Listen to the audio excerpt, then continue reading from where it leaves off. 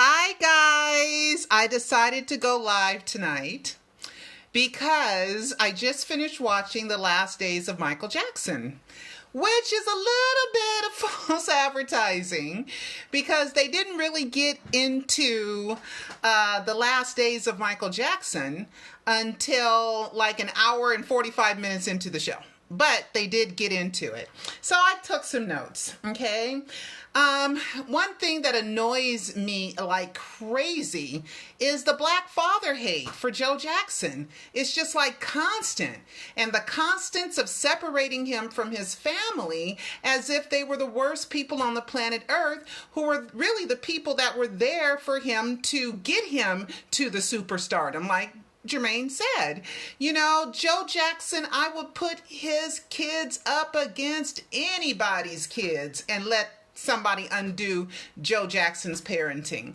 And you know what? You know, I know the spankings were bad and I of course you can't condone that, but like Michael said himself, you take one whooping away and he might not be who he is. So Michael forgave him. So, you know, everybody needs to stop with the black father hate. There's not enough black fathers in the black community as it is. Okay. Who I hated. Okay, Diane Dimond. I hated her being in there, and Karen Faye. Okay, Diane Dimond wanted Michael to go to jail. She painted Michael as a child molester for years, and these big media companies are still calling her to be in these Michael Jackson documentaries that offend almost nearly every fan of Michael Jackson's. Now, of course, the production value was great, and you guys have heard the reports about the estate didn't approve of this documentary, neither did the family. And one of the reasons the estate didn't approve of it was because they used Michael's footage and they used Michael's songs, and apparently they didn't pay Michael for it. Now, there's a such thing called fair use, and but when you use his music, it has to be transformative. It has to be another reason why you use the music. And in my L.O.V.E trilogy of Michael Jackson documentaries, you have to remember that I have transformed Michael's songs, and there's about, I don't know, 30 of Michael's songs in the L.O.V.E trilogy of Michael Jackson docs that all fall well within the fair use. Now, there were some people that I thought were, you know, said some nice things. The genius of Michael Jackson, they have no idea the genius of Michael Jackson. Michael is more than a genius when it comes down to fooling the fans, fooling the public, and he faked his death. Let's see, J. Randy Taraborelli's in there, Margot Jefferson is in there. They're in my documentaries as well. Michael says at one point, it seemed like they were using footage from other interviews that we've already seen, but it was the part of the footage that was on the cutting room floor that didn't make it out, that was never before seen, because the interviews are old, but they just didn't make the broadcast. So we did see some new quotes by Michael Jackson, and I did like, that's one of my most favorite interviews, where Michael is around off the wall Thriller era, and he's talking and he's so cute, and I just love that interview.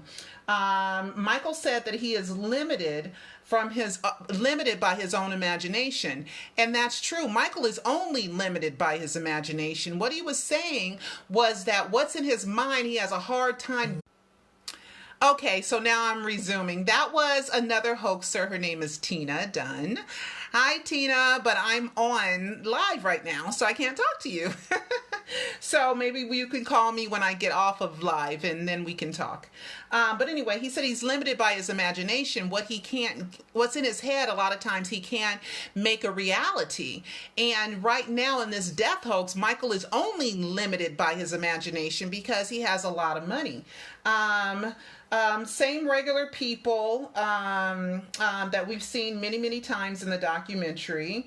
Around 39 minutes, you hear Michael laugh, and it's exactly Peter's laugh. Okay. Let's see. It's the part where he's watching himself during the Motown era. And if you look at that part, you'll hear the Peter laugh, which Peter, Michael, Bobby, Sulfur, Go From Ashes, all the same person.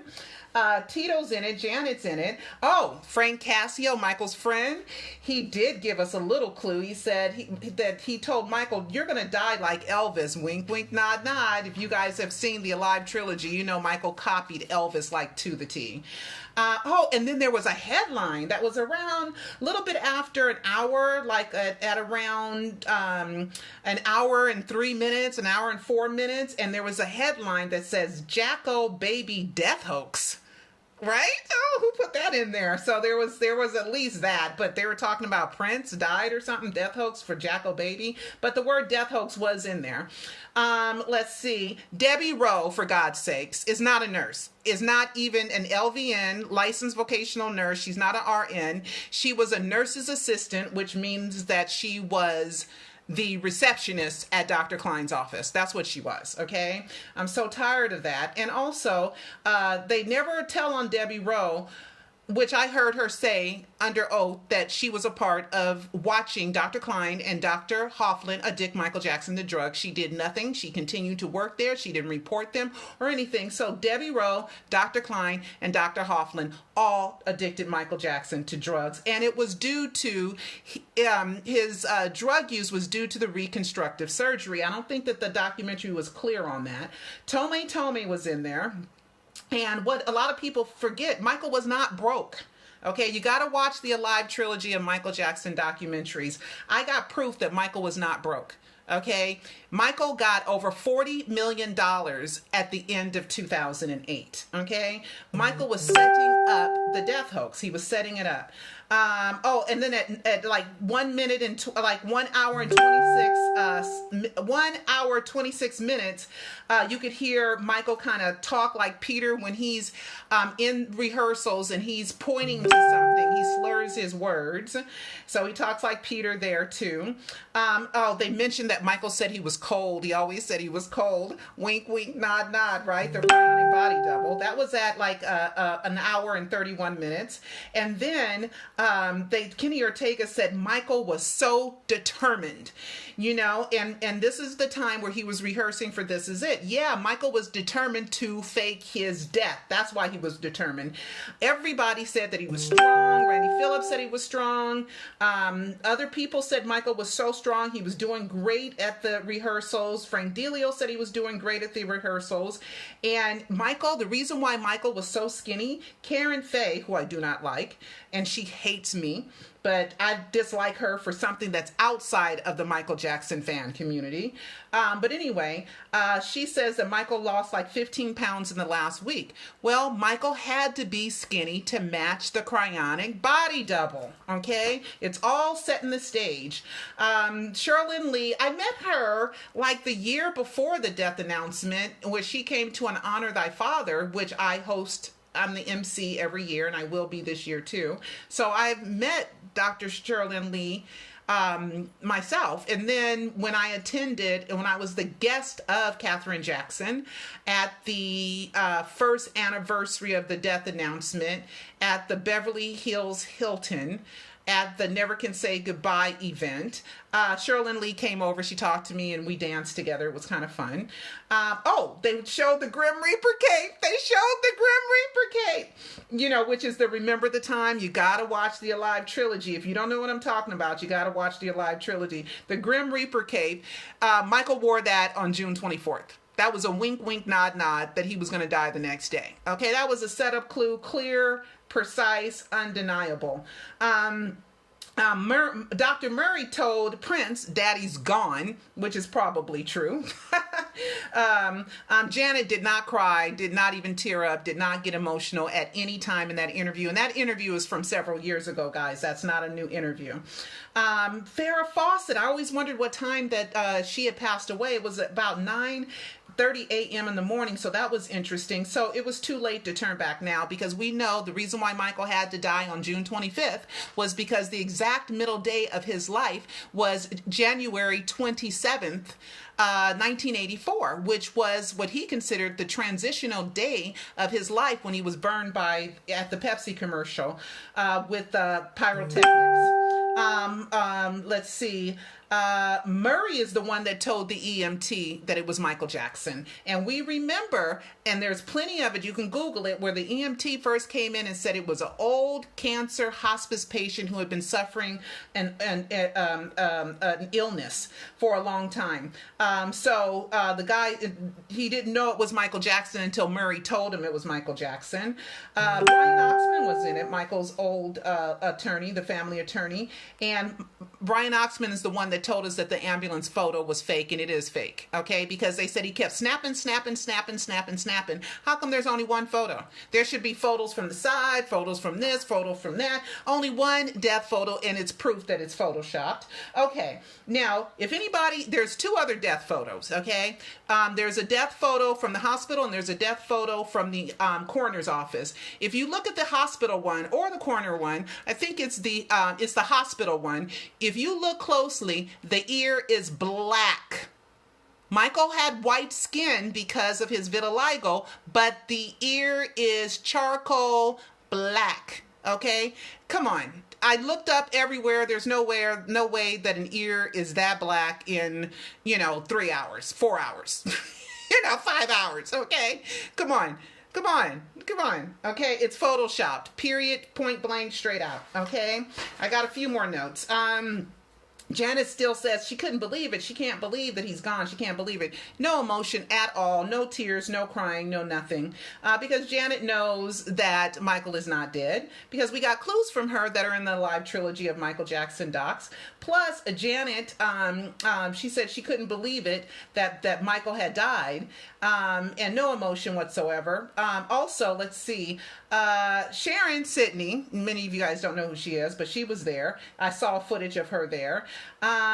If it's the end, somebody said, if it's the end, that's true, because it isn't the end.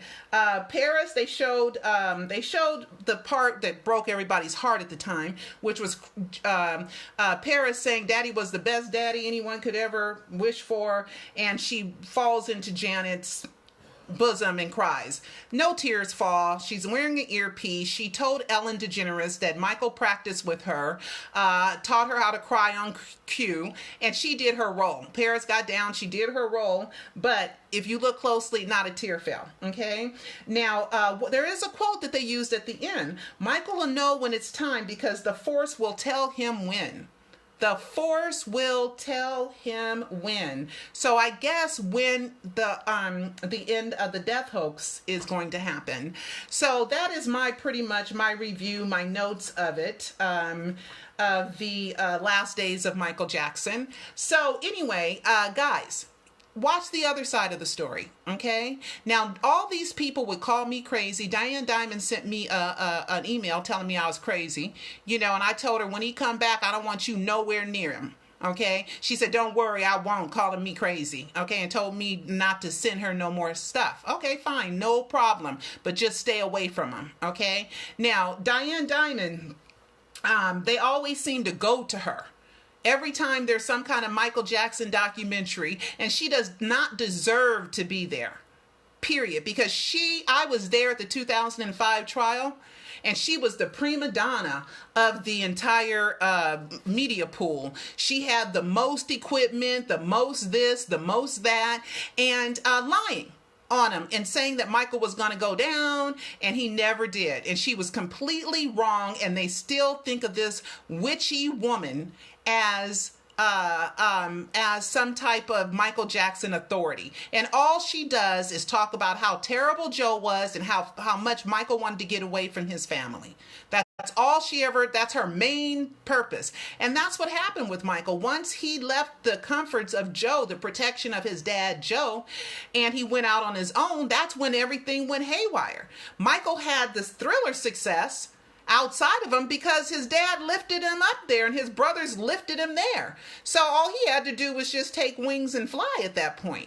But as time went on, and the more he distanced himself from the family and the more other people had control of his life, was when he started going down, down, down, down, down. And Michael knows it. And that's why June 25th was picked as the death announcement day, was because it was the Pepsi commercial that really changed the entire trajectory of Michael Jackson's life.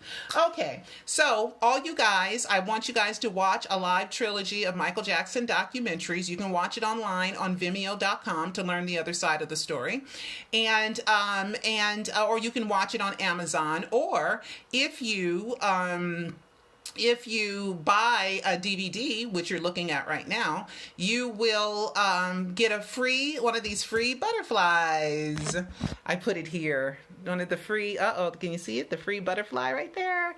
You'll get one that looks like that. I still can send that one out too, but you'll get a free butterfly. So anyway, guys, I think I've said it all, but there's more, okay? I did a video this morning why ABC did the show. Oh, that's a good question, okay? I think the reason why they did the show and they are not reporting on the death hoax, no matter what I tell them. But I got some good news, guys. I'll share it with you tomorrow. I'll share the good news with you tomorrow, okay? But I got a couple of pieces of good news. But I wanted to just do this for now, but I got a couple of pieces of good news that I'll share with you tomorrow.